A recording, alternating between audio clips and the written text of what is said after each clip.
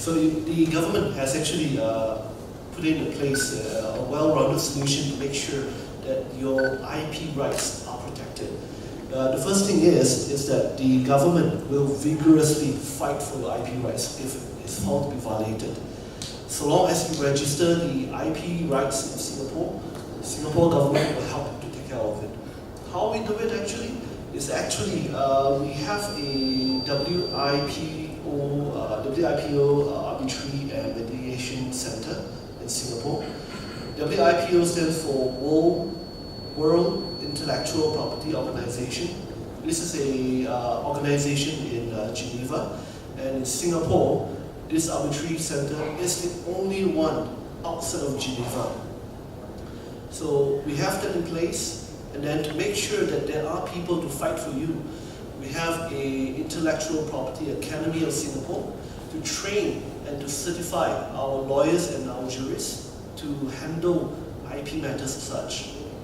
And then on top of that, we have the patent laws, we have our copyright laws, we have our trademark laws to protect the IP that you are registering. And of course, there are some gray areas like trade secrets, industrial designs that may not fall into the three laws I mentioned. All this, as long as you register in Singapore, your IP protection is there. And how do we fare so far? Since 2010, when all these are implemented, as of 2017, let me give you a few reports from global forums and reports. Say the US Global Innovation Report, they have ranked us as 8 in the world, top in Asia. Bloomberg 2017 Innovative Index has ranked Singapore as 6 in the world, top in Asia. And of course, the World Economic Forum for Global Competitive and in the world, in the 2017 report states Singapore as the 4th in the world to protect IP rights and also top in Asia. So as you can see, Singapore does play a very strong part. We make sure, or rather the Singapore government makes sure that your IP rights are protected and that there are venues for you to dispute and to mediate if needed. So, oh, I thought someone has a question. So how difficult or how long or how treacherous is really the process of making it happen in Singapore? And when I say making it happen in terms of really getting my IP really registered there and safe. Because look, the first question as an Indian founder that I would always have is, I am putting in everything on the line to come to Singapore, setting up a company there, I'm spending money there, right? And if after all of that, if I have to hire lawyers to fight a case, then I will need investors just to fight that case, right? So how difficult is this entire process of registering IP in Singapore? To register an IP in Singapore, safe haven for patent rights. Sure. The first thing of all, of course, is to make sure that whatever that you have submitted for registration is, of course, not in conflict to any other available IP patent that's in Singapore or in the world. Just to make sure that you have that first. So once that is cleared, it's basically down to documentation and how it functions and, of course, the way that it's being designed. And then once that's done, you have your IP rights. Interesting. Okay. Any specific questions on IP rights from the audience? I don't know if it is the right forum to ask that. Please go ahead. Who knows what helps everyone in the room? A few years back, about 5 years back, there was a very, very viral video of some NRIs living in Singapore who created a product like Roti Maker. And I'm sure a lot of people here actually have gone through those viral videos. Okay. And later on, since I was a part of home appliances industry at that time, I was told by one of the companies that there are at least 20 companies in China who are replicating that product. Right? Okay, I would say that because the IP rights you register are actually within boundaries of the Singapore, because IP rights is going by boundaries, And you have talking about China, 20 different companies. They even come from 20 different cities, and you have to register your individual IP rights in each city to make sure that it's being recognized. If not, it's very, very difficult to get it globally. And to have a global IP rights, definitely you need different jurisdiction, different sets of laws to govern it, to make sure that it's recognized. So basically, the IP rights, so basically if I register an IP in Singapore, it's only in Singapore. Okay, basically IP rights in Singapore is still legal binding in even certain countries such as UK or Australia or US or Canada. But if you're talking about China, then that is, I don't think so it's being recognized. Our IP rights basically is in line with common law with the British, under the Commonwealth law. So basically you are in safe hands basically within the Commonwealth countries.